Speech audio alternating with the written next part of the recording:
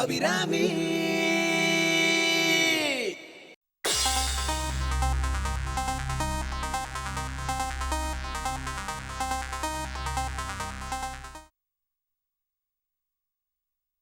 Madam, உங்களுக்கு குணமாக்கி மறுபடியும் இப்படி பார்க்கறதுல ரொம்ப சந்தோஷமா இருக்கு.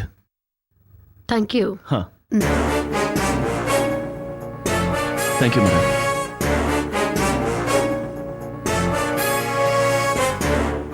அந்த அபிராமியோட இன்வெஸ்டிகேஷன் மேட்டர் எந்த அளவுக்கு அட்வான்ஸ் ஆயிருக்கு inspector?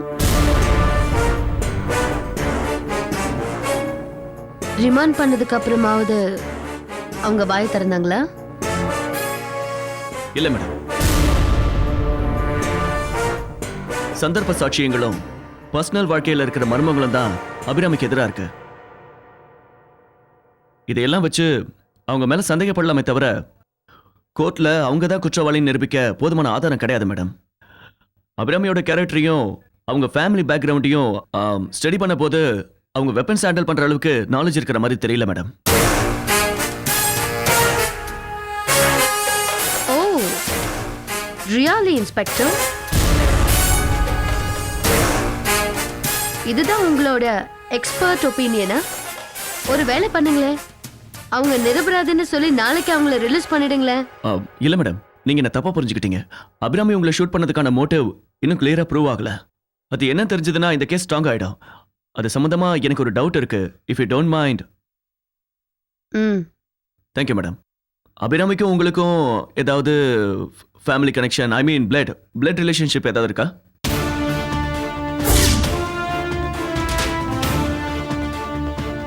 What do you mean, Inspector? தப்படுத்துக்காதீங்க மேடம். அபிராமி உங்களை மாதிரி இருக்கனால தான் உங்ககிட்ட இந்த கேள்வி கேட்கிறேன். ஒருவேளை அவங்க உங்க ஃபேமிலி ரிலேஷனா இருந்தா பர்சனல் வெஞ்சன்ஸ் காரணமா இந்த அட்டெம்ப்ட் பண்ணிருக்கலாம் இல்லையா? இது சம்பந்தமா உங்க ஹஸ்பண்ட் கிட்டயும் மதர் இன் லா கிட்டயும் நான் விசாரிச்சப்போ யூஸ்ஃபுல்லா எந்த தகவலும் வரல. இவன் நாம நினைச்சதை விட ஷார்ப்பா இருக்கானே. இவங்கிட்ட கொஞ்சம் ஜாக்கிரதையா தான் பேசணும். மேடம், என்ன யோசிக்கிறீங்க மேடம்? உங்க ஃபேமிலியில இந்த மாதிரி யாராவது ரிலேஷன் இருக்காங்களா? உங்க இமேஜினேஷன் ரொம்ப நல்லா இருக்கு இன்ஸ்பெக்டர். ஆனா இப்படி அபத்தமா யோசிக்கிறத விட்டுட்டு உருப்படுற மாதிரி வேற ஏதாவது யோசிங்க. என்னோட கெரியர்ல நான் நிறைய எதிரிங்களை சம்பாதிச்சிருக்கேன். அவங்கள யாராவது ஒருத்தர் இந்த அபிராமியை ஏவி விட்டுருக்கலாம் இல்லையா?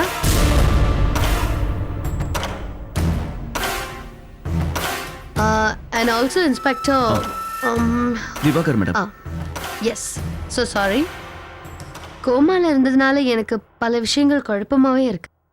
And that reminds me, நான் கடைசியா எந்த மேஜர் மேட்டர்ல இன்வால்வ் ஆயிருந்தேன்? மேம், நம்ம கடைசியா போலி மருந்து கேஸ் தான் ஹேண்டில் பண்ணிட்டு இருந்தோம். லோக்கல்ல இருக்கிற ஒரு முக்கியமான புள்ளி தான் இதுக்கு பின்னாடி இருக்கான்னு தெரிஞ்சு கிட்டத்தட்ட அவனை நெருங்கும் போதுதான் உங்களுக்கு இந்த அசம்பாவிதம் நடந்துருச்சு. அப்ப ஏன் அந்த முக்கியமான புள்ளியை இன்னும் அரெஸ்ட் பண்ணாம இருக்கீங்க? நல்ல நேரம் வரணுங்கிறதுக்காகவா? Sorry ma'am, but the fact is இந்த கேஸ்லயும் எனக்கு உங்களோட இன்ஃபர்மேஷன் தேவைப்படுது. நம்ம தேடிக்கிட்டு இருக்கிற முக்கியமான புள்ளிக்கு ஜெயராமன் ஒருத்தர் ரைட் ஹேண்டா இருந்தா. அவன் போட்டோவை சப் இன்ஸ்பெக்டர் ரமேஷ் உங்ககிட்ட காட்டும் போது அந்த ஆளை நீங்க எங்கேயோ பார்த்த மாதிரி சொல்லியிருக்கீங்க. அதனால தான் அந்த கேஸையும் டீல் பண்ண முடியாம இவ்வளோ டிலே ஆயிட்டு இருக்கு. அந்த ஆளு யாரு, அவனை நீங்க எங்க பாத்தீங்கன்னு கொஞ்சம் இன்ஃபர்மேஷன் கொடுத்தீங்கன்னா இந்த கேஸ்க்கு ரொம்ப ஹெல்ப்ஃபுல்லா இருக்கும். யோசிச்சு பார்க்குறேன். I'll do my best to remember. Okay ma'am. And எதுக்கும் அந்த ஆளோட ஃபோட்டோ எனக்கு கொடுத்து அனுப்புங்களேன். Sure ma'am. மேடம், ஃபர்தராக இந்த கேஸில் எந்த டெவலப்மெண்ட் இருந்தாலும் உடனே உங்களுக்கு இன்ஃபார்ம் பண்ணுறேன். Please do that. Thanks ma'am.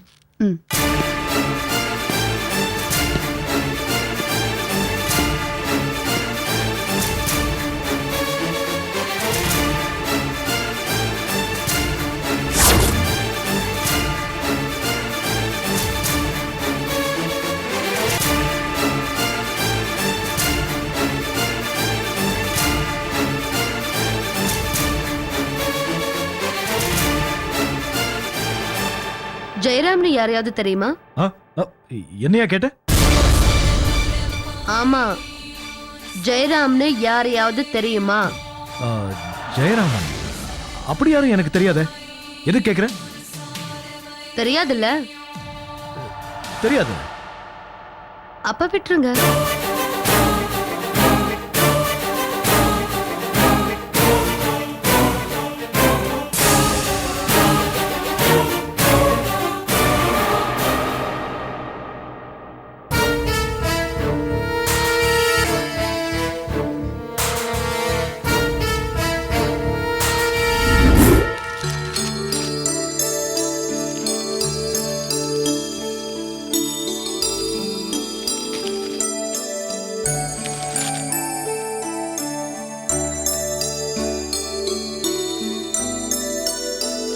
Vijay Vijay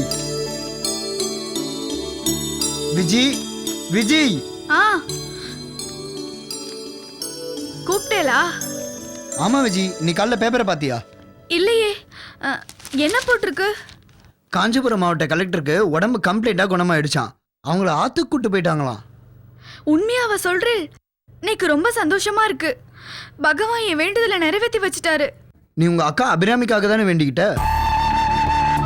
collector அம்மாக்காகவுமா வேண்டிக்கிட்ட? Collector அம்மாவும் என் அக்கா மாதிரி தான். அவங்க உயிர் பொழைக்கணும்னு வேண்டிக்கிறதுல ஒன்றும் தப்பில்லையே. தப்பே இல்லை விஜய், உன் நல்ல மனசுக்கு எல்லாமே நல்லபடியாக தான் நடக்கும். கலெக்டரை காப்பாத்தின கடவுள் கூடிய சீக்கிரத்தில் உங்க அக்காவையே வெளியே கொண்டு வருவார். நானும் அந்த நம்பிக்கையில தான் இருக்கேன்.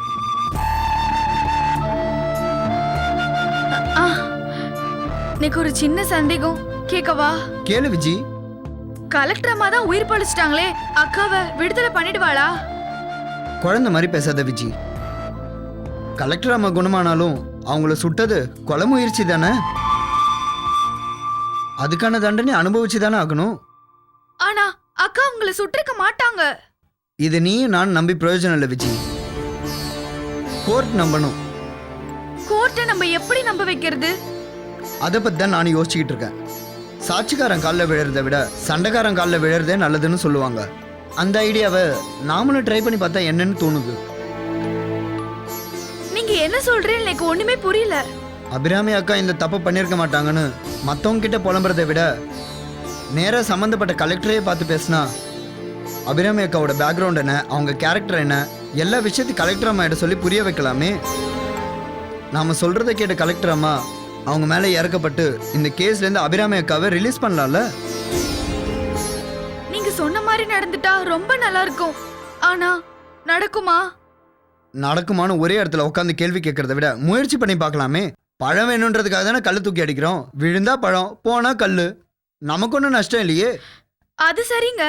ஆனா கலெக்டர் அம்மாவை எங்க பாக்குறது, எப்படி பாக்குறது? அவங்க கிட்ட நம்மால பேச முடியுமா?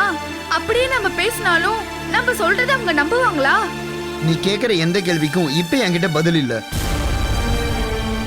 ஆனால் ஏதாவது ஒரு சோர்ஸை பிடிச்சி கலெக்டரை மீட் பண்ணுறதுக்கு நான் கண்டிப்பாக ஏற்பாடு பண்ணுறேன். கலெக்டர் மனசு கல்லா மெழுகுபத்தியான்னு நேர்லேயே போய் பார்த்துருவோம். ஒரு விஷயம் நீ நல்லா ஞாபகம் வச்சுக்கோ விஜி. கலெக்டரை பார்க்கறதுனால அவங்கள சுட்ட கேஸ்லேருந்து மட்டும்தான் அபிராமி அக்காவை விடுவிக்க முடியும். அவங்க மேலே இன்னொரு கொலை கேஸ் வேற இருக்கு. அதுலேருந்து இவங்களை வெளியே கொண்டு வரத்துக்கு இனிமேல் தான் நம்ம வழி தேடி பிடிக்கணும். புரியறதா? புரியுது. ஒரு நிமிஷம். எனக்காக நீங்க ரொம்ப கஷ்டப்படுறீ. என் அக்காவை காப்பாத்தணும் நீங்க துடிக்கிறீள். உங்களுக்கு எப்படி நன்றி சொல்றதுன்னு எனக்கு தெரியல. நீ நன்றியெல்லாம் ஒன்றும் சொல்ல வேண்டாம். மன்னிக்கிட்ட இந்த மேட்டரை நீ சொல்லாமல் இருந்தாலே போதும். மன்னிக்கு இது தெரிஞ்சதுன்னா கோவப்படுவாங்க. எதையாவது சொல்லி நாம் கலெக்டர் அம்மாவை பார்க்க போக விடாம தடுத்துருவாங்க. நாம் நினச்சது முடிகிற வரைக்கும் இது நமக்குள்ளேயே இருக்கட்டும். சரிங்க. சரி, நீ டிஃபன் எடுத்து வை, நான் குளிச்சுட்டு வந்துடுறேன்.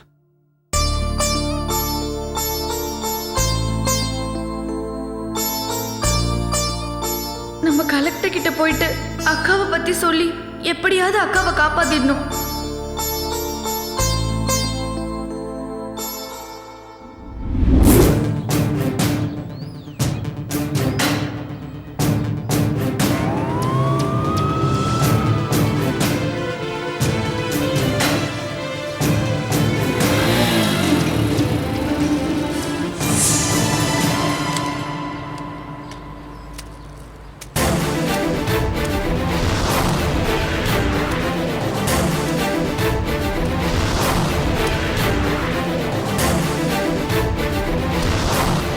என்ன மச்சான் சீரியஸா திங்க் பண்ணிக்கிட்டு இருக்க? என்ன வீட்ல எதுவும் பிரச்சனையா? அதெல்லாம் ஒன்றும் இல்லைடா, விஜயை பற்றி தான் யோசிச்சுட்டு இருக்கேன். இப்பெல்லாம் சந்தியாவை விட விஜயை பத்தி தான் அதிகமா யோசிச்சுட்டு இருக்க. டேய், நீ ஏன்டா சந்தியா மாதிரியே பேசுகிற? என்னை பற்றி நோக்கு தெரியாதா? சரி சரி டென்ஷன் ஆகாத, விஷயத்த சொல்லு. விஜய் எனக்கு நிறைய ஹெல்ப் பண்ணியிருக்காடா. பல சமயத்தில் அண்ணன் கிட்டேருந்து அவள் தான் என்னை காப்பாற்றிருக்கா. குடிச்சிட்டு வீட்டுக்கு போனப்போ கூட என் மேலே கோவமாக இருந்த மண்ணியை அவள் தான் சமாதானப்படுத்தினா. எனக்கு இவ்வளோ சப்போர்ட்டாக இருக்கிற விஜய்க்கு நேக்கு ஏதாவது ஹெல்ப் பண்ணணும்னு தோணுதுடா. விஜய்க்கு தினமும் காய்கறி வாங்கி கொடுக்கறதும் உதவிதான், அவளை கல்யாணம் பண்ணிக்கிட்டு வாழ்க்கை கொடுக்கறதும் உதவிதான். இதுல நீ எந்த உதவியை செய்ய போற? வர வர நீ ரொம்ப வில்லங்கமாக பேச ஆரம்பிச்சிட்ட கார்த்தி. ஜென்ரலா உதவின்னு சொன்னா எப்படிடா புரிஞ்சுக்கிறது? அவளுக்கு எந்த மாதிரி உதவி தேவைப்படுதுன்னு சொல்லு, செஞ்சிருவோம். விஜயோட அக்கா அபிராமி ஜெயிலில் இருக்காங்கன்னு உனக்கு தெரியும்ல. அதான் ஊரறிஞ்ச விஷயமாச்சே. ஆனா அவங்கள ஜெயில இருந்து பெயில் எடுக்கணும் மட்டும் சொல்லிடாத, அது என்னால முடியாது. நான் சொல்கிறத முழுசாக கேள்றா. கலெக்டரை சுட்ட கேஸுக்காக தான் அவங்கள மெயினாக உள்ளே தூக்கி வச்சுருக்காங்க. இன்னொருத்தரை கொலை பண்ண கேஸ் இருக்கே, போலீஸ் என்ன அதை சாய்ஸில் விட்டுருவாங்களா? ஒவ்வொரு ப்ராப்ளம் அதாண்ட சரி பண்ண முடியும். கலெக்டரை யார் சுட்டாங்கன்னு நமக்கு தெரியாது. ஆனால் இப்போ அவங்க உயிர் பழிச்சிட்டாங்க. அவங்கள நேரில் போய் பார்த்து பேசினா அந்த கேஸ்லேருந்து அக்காவை ரிலீஸ் பண்ணிடலான்னு விஜய் நினைக்கிறா. கலெக்டர்கிட்ட போய் பேசுறது சரின்னு தான் எனக்கு தோன்றுறது. ஆனால் அவங்கள எப்படி போய் பார்க்கறது, யார் மூலமாக போய் பார்க்கறதுனா எனக்கு ஒன்றும் தோணலை. இது சிம்பிள் மேட்டர்டா, இதுக்கு போய் தான் இவ்வளோ பில்டப் கொடுத்தியா? என்னடா சொல்கிற? அவங்க காஞ்சிபுரம் மாவட்ட கலெக்டர் தானே? ஆமாம். அப்போ பிரச்சனையே இல்லை. எங்கள் மாமாவோட க்ளோஸ் ஃப்ரெண்டு கலெக்டர் ஆஃபீஸில் தான் ஒர்க் பண்ணுறாரு. அவரை பிடிச்சா நேராக கலெக்டரை பார்க்கறதுக்கே ஏற்பாடு பண்ணிடுவார்.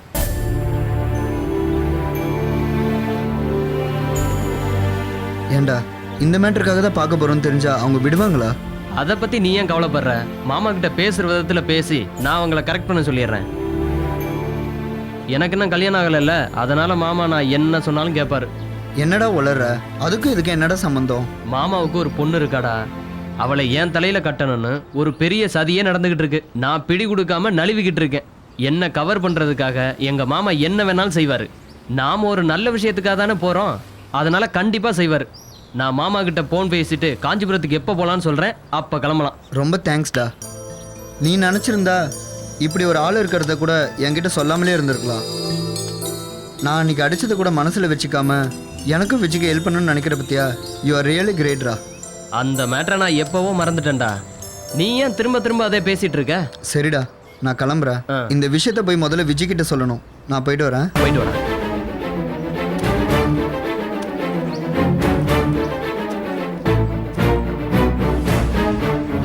ஓடி போ. ஒரு பொண்ணு முன்னால என்ன அடிச்சு அசிங்கப்படுத்திட்டல, அதை எப்படா நான் மறப்பேன்? ஆயுசுக்கும் வலிக்கிற மாதிரி நான் உன்னை எப்படி திருப்பி அடிக்கிறேன்னு பாரு.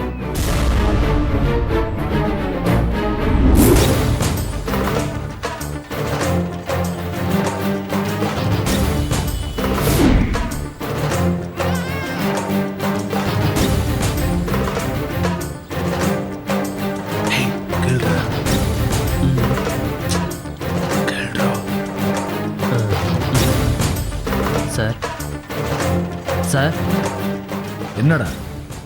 உன்னை கேட்டா கோச்சுக்க மாட்டீங்களே? கேளு. கோவப்படுறதா இல்லையான்னு அப்புறம் முடிவு பண்ண. பார்ட்டி எப்போ சார்? என்னது? எங்களுக்கு பார்ட்டி எப்போ சார் கொடுக்க போறீங்க? பார்ட்டியா? எதுக்கு? கலெக்டரம்மா கண்ணு முழிச்சோடனே நம்மலாம் மாட்டிக்குவோமோன்னு பயந்துட்டேன் சார். ஆனால் கலெக்டரம்மா நம்ம மேலே எந்த ஆக்ஷனும் எடுக்கல சார். போலி மருந்து கேஸில் நம்ம எல்லாருமே தப்பிச்சுக்கிட்டோம். அந்த சந்தோஷத்தை கொண்டாட தான் சார்.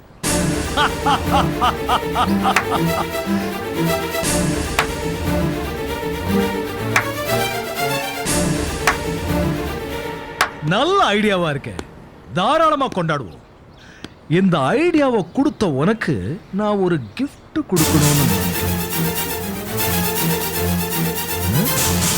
என்ன வேணும் உனக்கு? என்ன வேணும்?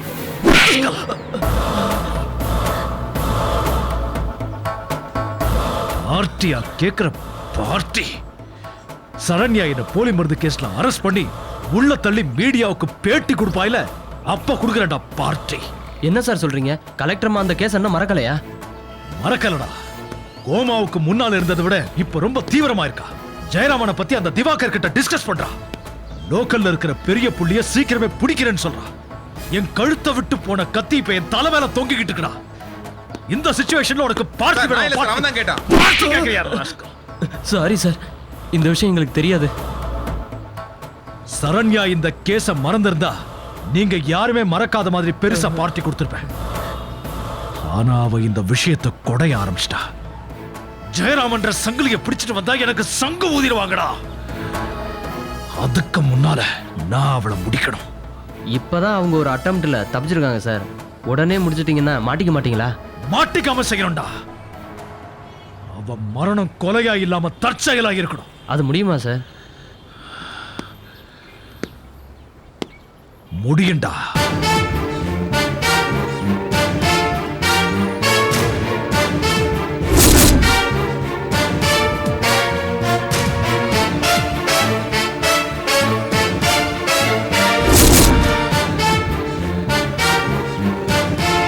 முடியணும். யோசிச்சா எதுவுமே முடியும். அவ சாகிறதுக்கான நாளை யமன் முடிவு பண்ணட்டும். சாகிறதுக்கான வழிய நான் முடிவு பண்றேன்.